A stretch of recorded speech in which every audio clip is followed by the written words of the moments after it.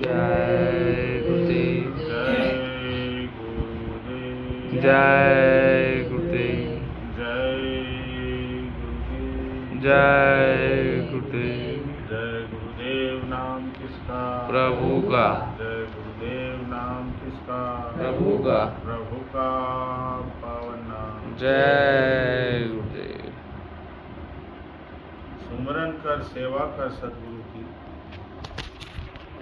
सुमरन कर सेवा कर सद्गुरु की, मनाई हटाओ काम से। गुरु नाम की बख्शिश करते हैं, उनसे नाम मांगो। संसारी चीज़ें तो सबको हर समय मिलती है, उसके लिए गुरु से दान मांगो जिससे कि मालिक मिल जाए। गुरु से ऐसी फरियाद मत करो कि फिर उसी संसारी अग्नि में जलो। गुरु से ऐसा दान मांगते हैं जिससे कि सदा के लिए तुम्हारे जन्म मरण से छुटकारा हो जाए और तुम बच जाओ। गुरु की सेवा करो उनके वचनों को मानकर। जो उनकी वचनों को नहीं मानते हैं वह गुरु की भक्ति नहीं करते, और जो उनके वचनों को मानते हैं वही गुरु की असली भक्ति करते हैं। गुरु की सेवा करने से मन, इंद्रियां भोग विलास से हट जाएंगी और शीतलता को पाकर मन शांत हो जाएगा। आत्मा मन को साथ लेकर इंद्रियों के दरवाजे पर बैठी अग्नि में जल रही है। अगर इनसे हट जाए तो इसको शीतलता और शांति मिलेगी। नाम का सुमरन करो, महात्माओं की सेवा करो, मन और सूरत को नाम से जोड़ लो। ये काम बहुत मुश्किल है, मगर नौका खेने वाला सद्गुरु अगर मिल जाए और सत्संग में सद्गुरु के संग बैठकर जो वो उपदेश दें उसको मान लो, और नाम रूपी जहाज जो सद्गुरु लेकर आते हैं उसमें आंखों को उलटकर उस जहाज पर बैठ जाओ। सद्गुरु सबको भंवर से पार कर देते हैं। बाहर से गुरु की सेवा करना सेवा नहीं है। भक्ति मार्ग यही है कि भगवान रूपी गुरु की आज्ञा का पालन करो, और उनकी आज्ञा का पालन करके मन रूपी जो भंवरा है इधर उधर बैठता है उसको नाम रूपी जहाज पर बैठा दो, वही भव से पार ले जाते हैं। भीतर त्रिलोकी की बड़ी बड़ी नदियाँ, बड़े बड़े पहाड़ तथा अनेक प्रकार की रचनाएं हैं।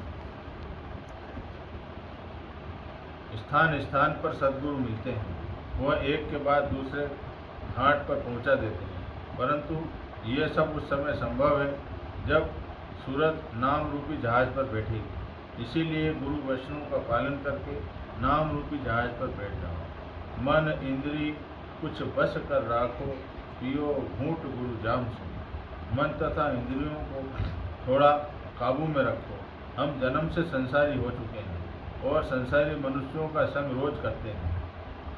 महात्मा का संग तो अभी हुआ है, अतः वर्षों से पड़ा हुआ स्वभाव क्षण भर में नहीं बदल सकता है। जो स्वभाव 50 वर्षों से बना हुआ है उसे बदलने में थोड़ी कठिनाई अवश्य पड़ती है। इसीलिए वो महात्मा की बात को नहीं मानता है, परंतु जो महात्मा की बात को मानकर सूरत को नाम से जोड़ देगा और भोगों से थोड़ा थोड़ा हटेगा तो उसका काम बन जाएगा। तुम खुद इस पर पूरे तौर से विचार करो और खुद ध्यान दो तो सूरत नाम के साथ जुड़ जाएगी। नाम तुम्हारे अंदर ताकत का इजहार कर रहा है, उस ताकत से अपने को जोड़ लो, सब काम तुम्हारा बन जाएगा। यह संभव नहीं कि महात्मा कहे यह काम होना चाहिए और तुम ये ना करो, तो फिर वो कैसे होगा। ब्रह्मा, विष्णु और महेश, सूरज, चांद, अग्नि और वायु कोई गुरु से बड़ा नहीं है, न ही उनकी ताकत को रोक सकता है। दुनिया में यहाँ जड़ की अधिकता है, यहाँ इसकी शक्ति भले ही काम कम करती हो, मगर चेतन से जब सूरज जुड़ती है तो स्वयं अनेकों मंडल बनाने की ताकत रखती है, क्योंकि उसमें चेतन रचना करने की शक्ति स्वयं मौजूद है। भोगों की ओर फंसने वाली सूरत में कोई ताकत नहीं होती। नाम आँखों के पीछे सदा आवाज़ देता है, उसे गुरु के द्वारा बताए हुए तरीके से ध्यान से सुनो। वह सूरत से कहती है कि अब तुम सुन लो और मेरे पीछे चलो। जय गुरुदेव। जय। उसे गुरु के द्वारा बताए हुए तरीके। आज के सत्संग में परम पूज्य स्वामी जी महाराज ने ये फरमाया कि गुरु आदेश का पालन करो और सूरत को नाम से जोड़ो, और मन इंद्रियों की कुछ बस में। तो जब हम गुरु के आदेश का पालन पूरी तरह लग करके करते हैं और उनकी भक्ति में खुद को झोंक देते हैं, उनके आदेश में स्वयं को लगा देते हैं, तो उनके साथ आपका संबंध पूरी तरह जुड़ जाता है। जो जितनी तेजी से और जितनी मजबूती से गुरु से जुड़ता है, उनके दिए हुए नाम का रोज अभ्यास करता है, सुमरन ध्यान भजन करता है, उसके ऊपर उतनी ही मजबूती से दया होती है। और जो जितना ढीला रहता है सेवा में, भक्ति में, आदेश के पालन में, उस पर भी दया उसी हिसाब से काम करती है जिस हिसाब से उसकी मजबूती है। ज़्यादा तेज मजबूती से अगर जुड़े रहोगे तो पूरा पावर आपके अंदर काम करेगा। ढीले पोले रहोगे और सुस्त रहोगे और गुरु के वचनों को भूल जाओगे तो उस समय पर काल और माया जोर करके आपका जो लगाव है वहाँ से ढीला कर देंगे। जैसे कि कोई तार विद्युत से अगर जुड़ा है तो पूरी मजबूती से अगर जुड़ा है तो उस पर वो कार्बन वार्बन कुछ असर नहीं करता है। और जो कच्चा जुड़ा रहता है बार बार स्पार्क करता है, फिर जलती है लाइट, फिर स्पार्क करती है, फिर कार्बन जम जाता है। तो इस तरह से अगर रहोगे तो फिर वो वक्त ज़रूरत के हिसाब से आप गुरु से काम ले रहे हो तो उतनी देर लाइट जल जाती है, उतनी देर आपका स्वार्थ सिद्ध हुआ, उसे आपने अपना तार ढीला कर दिया। तो ऐसी भक्ति करने से कोई फायदा नहीं है। भक्ति जब करने का सोच ही लिया है और आप संत मार्ग पर आ ही गए हो तो पूरी तरह लग के भक्ति करो, कपट रहित। थोड़ी करो पर सच्ची करो, कपट भक्ति मत करो। यही कपट होता है कि हम गुरु से काम तो ले लेते हैं लेकिन जब उनका काम करने का नंबर आता है तो हम ढीले हो जाते हैं। तो यही एक कपट भक्ति है। ऐसा काम करने से दया पूरी तरह मिल नहीं पाती और पूरा लाभ प्रेमियों को नहीं मिल पाता। अब जितना भी काम बचा है, जितना समय बचा है, ज़्यादा तो है नहीं लोगों के पास, जितना जिसके पास बचा है उसमें अच्छी तरह से अपने आप को मजबूती के साथ सद्गुरु की सेवा में अपने आप को झोंक करके चलो, जिससे कि एक एक पल का उपयोग हो सके। पल पल में नाम का सुमरन करो। आज स्वामी जी ने बताया अभी कि नाम का सुमरन करो और सेवा करो सद्गुरु की वचनों को मानकर। स्वामी जी ने कहा कि जो वचन को मानेगा वही सद्गुरु का सेवक है। शरीर की सेवा से मतलब नहीं होता है, सद्गुरु की सेवा उनके वचनों को मानकर की जाती है। कल के सत्संग में आपको यह समझाया था कि गुरु एक शब्द है, वचन है। वचन रूप में विचार जो उनके होते हैं वो दोनों तरह से मिलते हैं, शब्द रूप में भी मिलते हैं और उनके सत्संग में उनके मुखारबिंद से जो शब्द निकलते हैं वो भी हैं।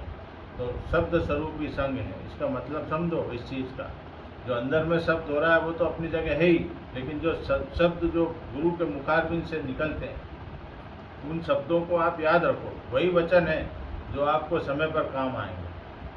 जब आप वचनों को विसार दोगे तो गुरु से आप दूर हो जाओगे। वही तो आज स्वामी जी ने सत्संग में कहा कि उनके आदेश को यानी उनके वचन को आप भूल जाओगे तो आप भक्ति नहीं कर पाओगे। वचन को याद रखोगे तो उनके वचनों को मानोगे तो आपके ऊपर पूरी दया रहेगी। तो ये बात सबको याद रखना चाहिए। तो वचन रूप में, शब्द रूप में गुरु आपके साथ हैं, उनके बराबर शब्दों को याद करते रहो। इसी में सबका कल्याण है और हमको बराबर अपने मालिक की याद बनाए रखना है। पूरी तीव्रता के साथ उतना ही प्यार गुरु से होना चाहिए। इस समय तो विशेष दया स्वामी जी की मिल रही है, अगर महसूस कर सको तो कब। अब 17 मई तक जो ये समय है हम लोगों का, उस समय को जब याद किया जाता है क्या स्थिति रही थी सत्संगियों की और प्रेमी जनों की, जब स्वामी जी महाराज उन दिनों वेदांता में थे तो क्या स्थिति में लोग चल रहे थे। तो इस पीड़ा को, इस दर्द को कोई भूलेगा नहीं जो सच्चा गुरु प्रेमी होगा। तो इसी पीड़ा में कुछ अच्छा नहीं लगता। ये जब दिन चालू होते तो वैसे भी तो संसार तो सूखा हुआ ही है, भक्तों के लिए तो संसार का कोई मतलब होता नहीं, वो तो अपने मालिक की याद में हमेशा निमग्न रहते हैं। लेकिन जब ये समय आता है तो और ज़्यादा तीव्रता से मालिक की याद आने लगती है, वो पल याद आने लगते हैं, वो घड़ियाँ याद आती है। तो उस समय और ज़्यादा लगाव और प्यार सद्गुरु से होता है। वही तड़प जो उनके दर्शन की हमारे अंदर रहती है वही उनसे हमको मिला देगी। एक दिन तड़प जब होगी, सच्ची होगी, तो वही हमारे काम आएगी, वही तड़प हमें मालिक तक पहुंचा देगी। इसलिए तड़प और प्यार को हल्का मत करो। मैंने वही मालिक की प्रेरणा से आपको समझाया कि अपना तार मजबूती से चिपका के रखो, ढीले मत पड़ो। ढीले पड़ने से कमजोरी आ जाती है और माया और काल के अंग जो है विकारी हमारे ऊपर हावी हो जाते हैं। और शाकाहारी चीज़ें ढीली हो जाती है। इसलिए प्रेमियों, आप बराबर अपनी तड़प और लगन बना के रखो, और जो प्यार आपका सद्गुरु से जुड़ा हुआ है, जो सब लोगों की तरफ से महसूस होता है, सब लोग इसको बराबर महसूस करते हैं, और जो अपने गुरु से सच्चा प्यार करते हैं उनकी तड़प दिखाई दे जाती है। ये बिल्कुल सत्य है। तो दया मालिक की ज़रूर पाते हैं ऐसे लोग।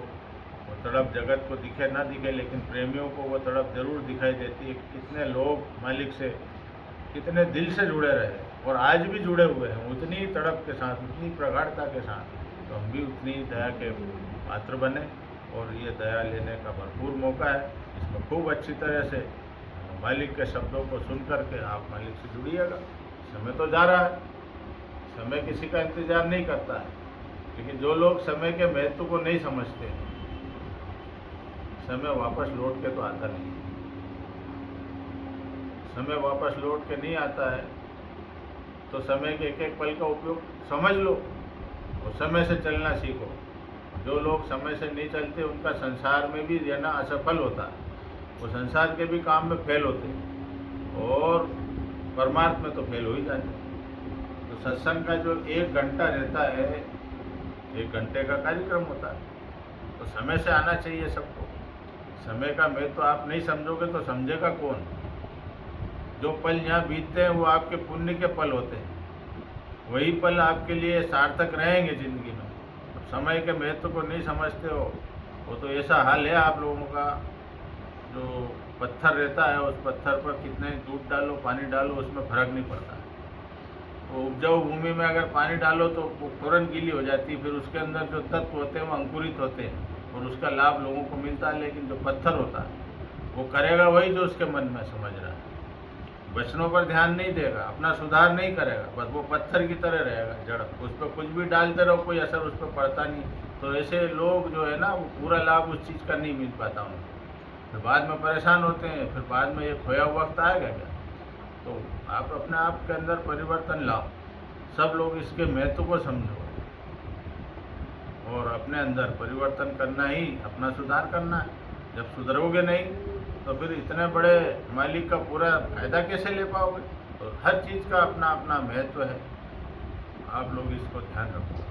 अब 17 मई का जो दिन आने वाला है, ज्येष्ठ कृष्ण पक्ष त्रयोदशी, उस दिन भी आप समय से अगर नहीं आए और आपने उस पल को खो दिया जो गुरु के साथ, गुरु के स्थानों पर, गुरु के आश्रमों पर, गुरु के प्रेमियों के साथ गुजरना चाहिए, वो लम्हा, वो पल, तो एक तरह से गुरु की अनुभूति आपको आपके पास होगी, वो हर पल आपको याद दिलाएंगे। लेकिन आप अपने धंधे पानी और इसी में उलझे फंसे घूमते रहोगे तो फिर वो आपको वो जुड़ाव का जो प्रगाढ़ता का जो टाइम था वो निकल जाएगा। तो ये आपको अपना खुद का फ़ायदा सोचना चाहिए भाई, और इस तरह से अपने आप को मजबूती में लाते जाओ और कमजोरी को बाहर निकालो, तो आप एक अच्छे प्रेमी, एक अच्छे सत्संगी, एक अच्छे गुरु भक्त बनोगे और लोग आपको याद रखेंगे।